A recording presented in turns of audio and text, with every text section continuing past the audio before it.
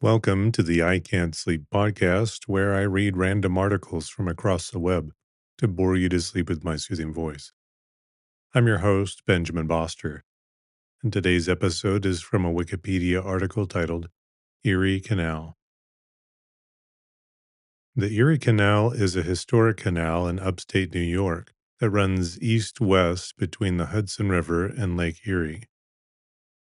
Completed in 1855, the canal was the first navigable waterway connecting the Atlantic Ocean to the Great Lakes, vastly reducing the costs of transporting people and goods across the Appalachians. The Erie Canal accelerated the settlement of the Great Lakes region, the westward expansion of the United States, and the economic ascendancy of New York State. It has been called the nation's first superhighway. A canal from the Hudson River to the Great Lakes was first proposed in the 1780s, but a formal survey was not conducted until 1808. The New York State Legislature authorized construction in 1817. Political opponents of the canal, referencing its lead supporter, New York Governor DeWitt Clinton, denigrated the project as Clinton's folly and Clinton's big ditch. Nonetheless, the canal saw quick success upon opening on October the 26th, 1825, with toll revenue covering the state's construction debt within the first year of operation.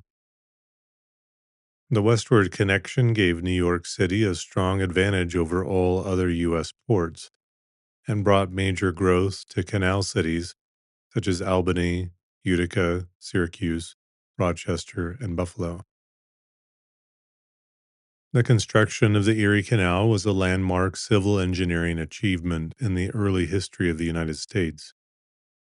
When built, the 363-mile canal was the second longest in the world, after the Grand Canal in China. Initially 40 feet wide and 4 feet deep, the canal was expanded several times, most notably from 1905 to 1918, when the barge canal was built and over half the original route was abandoned. The modern barge canal measures 351 miles long, 120 feet wide, and 12 feet deep. It has 34 locks, including the Waterford Flight, the steepest locks in the United States.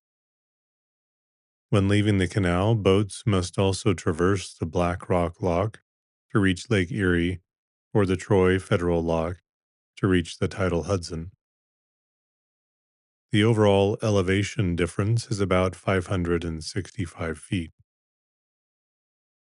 The Erie's peak year was 1855, when 33,000 commercial shipments took place. It continued to be competitive with railroads until about 1902, when tolls were abolished. Commercial traffic declined heavily in the latter half of the 20th century due to competition from trucking and the 1959 opening of the larger St. Lawrence Seaway. The canal's last regularly scheduled hauler, the Day Peckinpah, ended service in 1994. Today, the Erie Canal is mainly used by recreational watercraft. It connects the three other canals in the New York State Canal System, the Champlain, Oswego, and Cayuga Seneca. Some long-distance boaters take the Erie as part of the Great Loop. The canal has also become a tourist attraction in its own right. Several parks and museums are dedicated to its history. The New York State Canalway Trail is a popular cycling path that follows the canal across the state. In 2000, Congress designated the Erie Canal National Heritage Corridor to protect and promote the system. The waterway today, referred to as the Erie Canal, is quite different from the 19th century Erie Canal. More than half of the original Erie Canal was destroyed or abandoned during construction of the New York State Barge Canal in the early 20th century. The sections of the original route remaining in use were widened significantly, mostly west of Syracuse, with bridges rebuilt and locks replaced. It was called the Barge Canal at the time, but that name fell into disuse with the disappearance of commercial traffic and the increase of recreational travel in the later 20th century. Before railroads, water transport was the most cost effective way to ship bulk goods. A mule can only carry about 250 pounds, but can draw a barge weighing as much as 60,000 pounds along a towpath. In total, a canal could cut transport costs by about 95%. In the early years of the United States, transportation of goods between the coastal ports and the interior was slow and difficult. Close to the seacoast, rivers provided easy inland transport up to the fall line, since floating vessels encounter much less friction than land vehicles. However, the Appalachian Mountains were a great obstacle to further transportation or settlement, stretching 1,500 miles from Maine to Alabama, with just 5 places where mule trains or wagon roads could be routed. Passengers and freight bound for the western parts of the country had to travel overland, a journey made more difficult by the rough condition of the roads. In 1800, it typically took 2.5 weeks to travel overland from New York to Cleveland, Ohio, and 4 weeks to Detroit. The principal exportable product of the Ohio Valley was grain, which was a high volume, low priced commodity, bolstered by supplies from the coast. Frequently, it was not worth the cost of transporting it to faraway population centers. This was a factor leading to farmers in the West turning their grains into whiskey for easier transport and higher sales, and later the Whiskey Rebellion. In the 18th and early 19th centuries, it became clear to coastal residents that the city or state that succeeded in developing a cheap, reliable route to the West would enjoy economic success, and the port at the seaward end of such a route would see business increase greatly. In time, projects were devised in Virginia, Maryland, Pennsylvania, and relatively deep into the coastal states.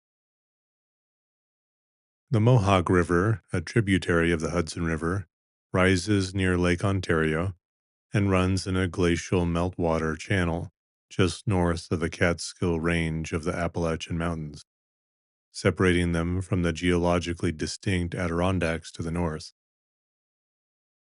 The Mohawk and Hudson valleys form the only cut across the Appalachians north of Alabama. A navigable canal through the Mohawk Valley would allow an almost complete water route from New York City in the south to Lake Ontario and Lake Erie in the west. Via the canal and these lakes, other Great Lakes, and to a lesser degree related rivers, a large part of the continent's interior and many settlements would be made well connected to the eastern seaboard. Among the first attempts made by European colonists to improve upon the future state's navigable waterways was the construction in 1702 of the Wood Creek Carry, or Oneida Carry, a short portage road connecting Wood Creek to the Mohawk River near modern-day Rome, New York. However, the first documented instance of the idea of a canal to tie the East Coast to the new western settlements via New York's waterways was discussed as early as 1724. New York provincial official Cadwallader Colden made a passing reference in a report on fur trading to improving the natural waterways of western New York. Colden and subsequent figures in the history of the Erie Canal and its development would draw inspiration from other great works of the so-called Canal Age, including France's Canal de Midi and the Bridgewater Canal in England. The attempt in the 1780s by George Washington to build a canal from the tidewaters of the Potomac into the fledgling nation's interior was also well known to the planners of the Erie Canal. Gouverneur Morris and Elkanah Watson were early proponents of a canal along the Mohawk River. Their efforts led to the creation of the Western and Northern Inland Lock Navigation Companies in 1792, which took the first steps to improve navigation on the Mohawk and construct a canal between the Mohawk and Lake Ontario. But it was soon discovered that private financing was insufficient. Christopher Coles, who was familiar with the Bridgewater Canal, surveyed the Mohawk Valley and made a presentation to the New York State Legislature in 1784, proposing a shorter canal from Lake Ontario. The proposal drew attention and some action, but was never implemented. Jesse Hawley had envisioned encouraging the growing of large quantities of grain on the western New York plains, then largely unsettled, for sale on the eastern seaboard. However, he went bankrupt trying to ship grain to the coast. While in Canandaigua debtor's prison, Hawley began pressing for the construction of a canal along the 90-mile Mohawk River Valley, with support from Joseph Ellicott, agent for the Holland Land Company in Batavia. Ellicott realized that a canal would add value to the land he was selling in the western part of the state. He later became the first canal commissioner. New York legislators became interested in the possibility of building a canal across New York in the first decade of the 19th century. Shipping goods west from Albany was a costly and tedious affair. There was no railroad yet, and to cover the distance from Buffalo to New York City by stagecoach took 2 weeks. The problem was that the land rises about 600 feet from the Hudson to Lake Erie. Locks at the time could handle up to 12 feet of lift, so even with the heftiest cuttings and viaducts, 50 locks would be required along the 360-mile canal. Such a canal would be expensive to build, even with modern technology. In 1800, the expense was barely imaginable. President Thomas Jefferson called it little short of madness and rejected it. Eventually, Hawley interested New York Governor DeWitt Clinton in the project. There was much opposition, and the project was ridiculed as Clinton's folly and Clinton's ditch. In 1870, though, Clinton received approval from the legislature for $7 million for construction. The original canal was 363 miles long, from Albany on the Hudson to Buffalo on Lake Erie. The channel was cut 40 feet wide and 4 feet deep, with removed soil piled on the downhill side to form a walkway known as a towpath. Its construction through limestone and mountains proved a daunting task. To move earth, animals pulled a slip scraper, similar to a bulldozer. The sides of the canal were lined with stone set in clay, and the bottom was also lined with clay. The canal was built by Irish laborers and German stonemasons. All labor on the canal depended upon human and animal power or the force of water. Engineering techniques developed during its construction included the building of aqueducts to redirect water. One aqueduct was 950 feet long to span 800 feet of river. As the canal progressed, the crews and engineers working on the project developed expertise and became a skilled labor force. The men who planned and oversaw construction were novices as surveyors and as engineers. There were no civil engineers in the United States. James Geddes and Benjamin Wright, who laid out the route, were judges whose experience in surveying was in settling boundary disputes. Geddes had only used a surveying instrument for a few hours before his work on the canal. Canvas White was a 27-year-old amateur engineer who persuaded Clinton to let him go to Britain at his own expense to study the canal system there. Nathan Roberts was a mathematics teacher and land speculator, yet these men carried the Erie Canal up the Niagara escarpment at Lockport, maneuvered it onto a towering embankment to cross over Irondequoit Creek, spanned the Genesee River on an awesome aqueduct, and carved a route for it out of solid rock between Little Falls and Schenectady. and all of those venturesome designs worked precisely as planned. Construction began on July 4th, 1817, at Rome, New York. The first 15 miles from Rome to Utica opened in 1819. At that rate, the canal would not be finished for 30 years.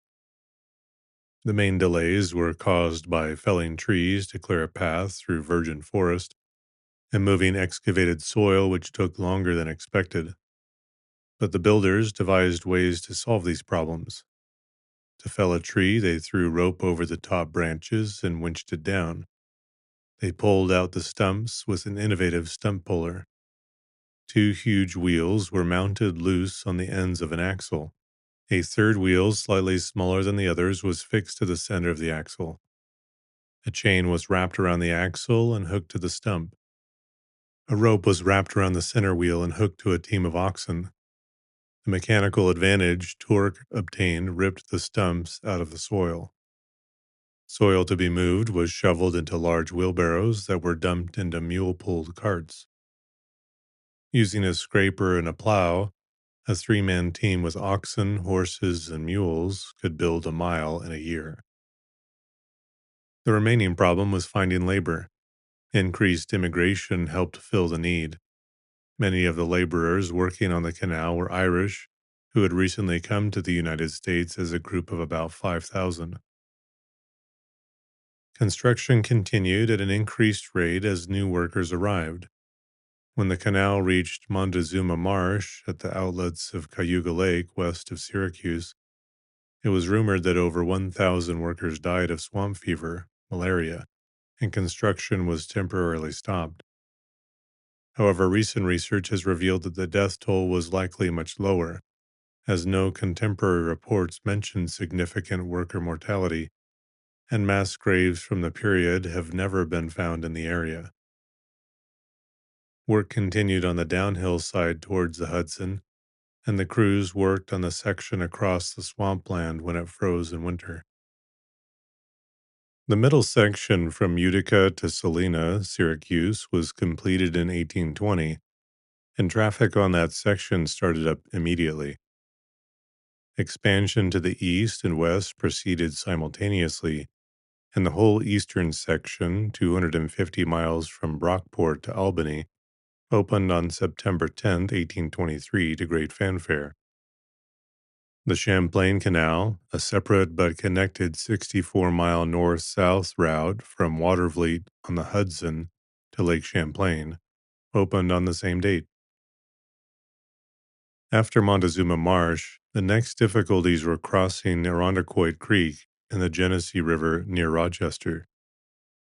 The former ultimately required building the 1,320-foot long Great Embankment to carry the canal at a height of 76 feet above the level of the creek, which ran through a 245-foot culvert underneath.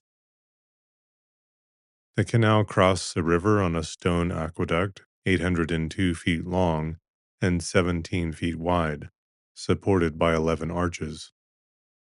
In 1823, construction reached the Niagara Escarpment, an 80-foot high wall of hard dolomitic limestone. The route had followed the channel of a creek that had cut a ravine steeply down the escarpment. The construction and operation of two sets of 5 locks along a 3-mile corridor soon gave rise to the community of Lockport. The 12-foot lift locks had a total lift of 60 feet, exiting into a deeply cut channel. The final leg had to be cut 30 feet deep through another limestone mass, the Onondaga Ridge. Much of that section was blasted with black powder, and the inexperience of the crews often led to accidents and sometimes to rocks falling on nearby homes. Two villages competed to be the terminus, Black Rock on the Niagara River and Buffalo at the eastern tip of Lake Erie.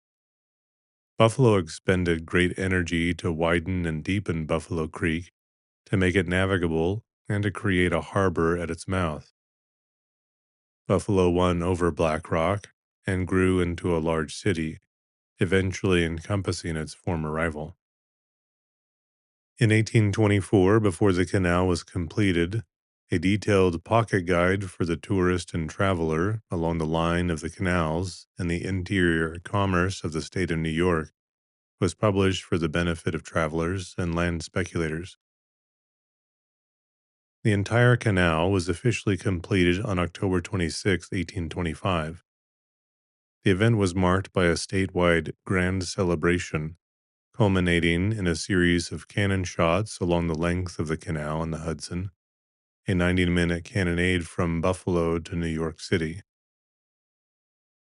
A flotilla of boats led by Governor DeWitt Clinton aboard Seneca Chief sailed from Buffalo to New York City over 10 days. Clinton then ceremonially poured Lake Erie water into New York Harbor to mark the wetting of the waters. On its return trip, Seneca Chief brought back a keg of Atlantic Ocean water, which was poured into Lake Erie by Buffalo's Judge Samuel Wilkeson, who would later become mayor. The Erie Canal was thus completed in 8 years at a total length of 353 miles and cost $7.143 million, equivalent to $192 million in 2023. It was acclaimed as an engineering marvel that united the country and helped New York City develop as an international trade center. Problems developed, but were quickly solved. Leaks developed along the entire length of the canal, but these were sealed using cement that hardened underwater, hydraulic cement. Erosion on the clay bottom proved to be a problem, and the speed was limited to 4 miles per hour. Additional feeder canals soon extended the Erie Canal into a system. These included the Cayuga-Seneca Canal, south to the Finger Lakes, the Oswego Canal from Three Rivers north to Lake Ontario at Oswego, and the Champlain Canal from Troy north to Lake Champlain. From 1883 to 1877, the short Crooked Lake Canal connected Keuka Lake and Seneca Lake. The Chemung Canal connected the south end of Seneca Lake to Elmira in 1833 and was an important route for Pennsylvania coal and timber into the canal system. The Shenango and Chemung canals linked the Erie with the Susquehanna River system. The Black River Canal connected the Black River to the Erie Canal at Rome and remained in operation until the 1920s. The Genesee Valley Canal was run along the Genesee River to connect with the Allegheny River at Olean, but the Allegheny section, which would have connected to the Ohio and Mississippi rivers, was never built. The Genesee Valley Canal was later abandoned and became the route of the Genesee Valley Canal Railroad. The original design planned for an annual tonnage of 1.5 million tons, but this was exceeded immediately. An ambitious program to improve the canal began in 1834. During this massive series of construction projects, known as the First Enlargement, the canal was widened from 40 to 70 feet and deepened from 4 to 7 feet. Locks were widened and or rebuilt in new locations, and many new navigable aqueducts were constructed. The canal was straightened and slightly rerouted in some stretches, resulting in the abandonment of short segments of the original 1825 canal. The first enlargement was completed in 1862, with further minor enlargements in later decades. The Mohawk and Hudson Railroad opened in 1837, providing a bypass to the slowest part of the canal between Albany and Schenectady. Other railroads were soon chartered and built to continue the line west to Buffalo, and in 1842 a continuous line, which later became the New York Central Railroad and its Auburn Road in 1853, was open the whole way to Buffalo. As the railroad served the same general route as the canal, but provided for faster travel, passengers soon switched to it. However, as late as 1852, the canal carried 13 times more freight tonnage than all the railroads in New York State combined. The New York, West Shore, and Buffalo Railway was completed in 1884 as a route running closely parallel to both the canal and the New York Central Railroad. However, it went bankrupt and was acquired the next year by the New York Central. The canal continued to compete well with the railroads through 1902 when tolls were abolished. In a November 3rd, 1903 referendum, a majority of New Yorkers authorized an expansion of the canal at a cost of $101 million. In 1905, construction of the New York State Barge Canal began, which was completed in 1918 at a cost of $96.7 million. This new canal replaced much of the original route, leaving many abandoned sections, most notably between Syracuse and Rome. New digging and flood control technologies allowed engineers to canalize rivers that the original canal had sought to avoid, such as the Mohawk, Seneca, and Clyde rivers and Oneida Lake. In sections that did not consist of canalized rivers, particularly between Rochester and Buffalo, the original Erie Canal channel was enlarged to 120 feet wide and 12 feet deep. The expansion allowed barges up to 2,000 short tons to use the canal. This expensive project was politically unpopular in parts of the state not served by the canal, and failed to save it from becoming obsolete for commercial shipping. Freight traffic reached a total of 5.2 million short tons by 1951. The growth of railroads and highways across the state and the opening of the St. Lawrence Seaway in 1959 caused commercial traffic on the canal to decline dramatically during the second half of the 20th century. Since the 1990s, the canal system has been used primarily by recreational traffic. In 1992, the New York State Barge Canal was renamed the New York State Canal System, including the Erie, Cayuga, Seneca, Oswego, and Champlain canals, and placed under the newly created New York State Canal Corporation, a subsidiary of the New York State Thruway Authority. While part of the Thruway, the canal system was operating using money generated by Thruway tolls. In 2017, the New York State Canal Corporation was transferred from the New York State Thruway to the New York Power Authority. In 2000, Congress designated the Erie Canalway National Heritage Corridor, covering 524 miles of navigable water from Lake Champlain to the Capital Region and west to Buffalo. The area has a population of 2.7 million.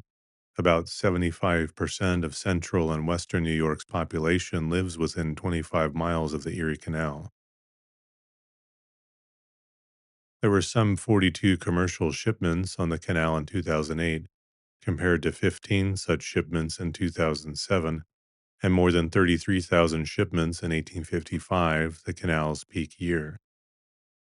The new growth in commercial traffic is due to the rising cost of diesel fuel. Canal barges can carry a short ton of cargo 514 miles on 1 gallon of diesel fuel, while a gallon allows a train to haul the same amount of cargo 202 miles, and a truck 59 miles. Canal barges can carry loads up to 3,000 short tons and are used to transport objects that would be too large for road or rail shipment. In 2012, the New York State Canal System as a whole was used to ship 42,000 tons of cargo. Travel on the canal's middle section, particularly in the Mohawk Valley, was severely hampered by flooding in late June and early July 2006. Flood damage to the canal and its facilities was estimated as at least $15 million.